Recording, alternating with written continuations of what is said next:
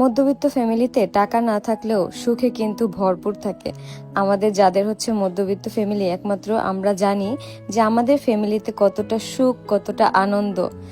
এই যেমন আমার ফ্যামিলিতে আমার বাবার কিন্তু আহামরি কোনো ইনকাম নাই, কিন্তু আমার বাবার যতটুকু ইনকাম আছে আলহামদুলিল্লাহ সেটা দিয়েই হচ্ছে আমরা ভালোভাবে চলতেছি। আর এখন যেহেতু আমি টুকটাক কাজ করতেছি আলহামদুলিল্লাহ সব মিলে ঝিলে অনেক ভাল লাগে। এই যে দেখো আমাদের বাসায় আজকে কি কি রান্না হয়েছে। আজকে হচ্ছে ইলিশ মাছ দিয়ে শাপলার তরকারি রান্না হবে, তারপর হচ্ছে মিষ্টি কুমড়া ভাজি।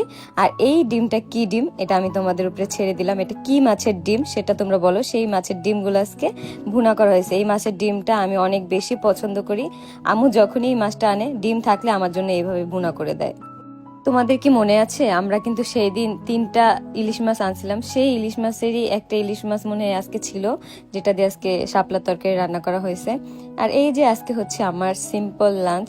আজকে হচ্ছে আমি লাঞ্চে এই সব কিছু দিয়েই মোটামুটি একটু একটু করে খাইছি। আমার আবার সব ধরনের তরকারি একটু একটু করে নিয়ে খেতে অনেক ভাল লাগে।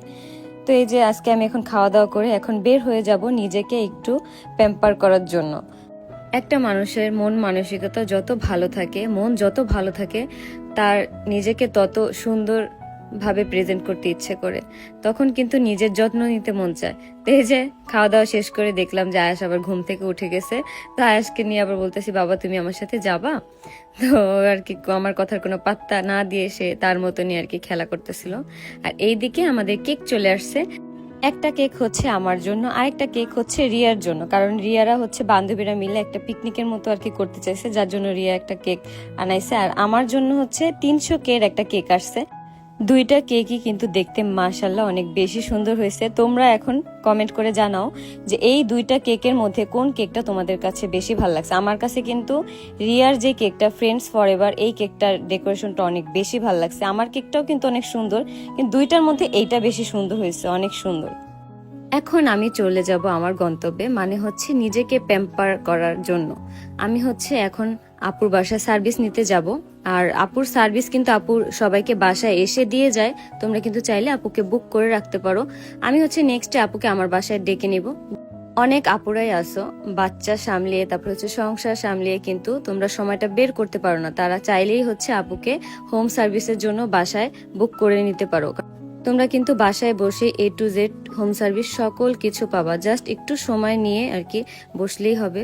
অনেক আপুরা আসো বাচ্চা আর কি কান্না করে, যার জন্য হচ্ছে পার্লারে গিয়ে তোমরা মানে চাও না যে টাইমটা নষ্ট হোক, পার্লারে বাবুকে কিভাবে রাখবো। তো ওই সকল আপুরা কিন্তু চাইলেই খুব সহজেই আপুকে বাসায় বুক করতে পারো।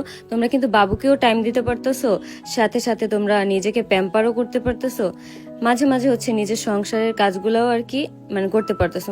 কিছু ছোটখাটো কাজ থাকে না যেটা হচ্ছে বাসায় থাকলে করা যায়, সেই ধরনের কাজও কিন্তু তোমরা চাইলে করতে পারো। অবশ্যই হচ্ছে আপুকে বুক করে নিবা, আর অবশ্যই অবশ্যই 2-1 দিন আগে হচ্ছে জানাবা, যাতে করে আপুর জানতে সুবিধা হয় যে তোমাদের লোকেশন কোথায়, কখন যেতে পারবে। সবকিছু এভরিথিং জানতে হলে অবশ্যই আপুর পেজে নক দিয়ে এখনই বুক করে রাখো। আজকের ভিডিওটা এই পর্যন্ত। আল্লাহ হাফেজ।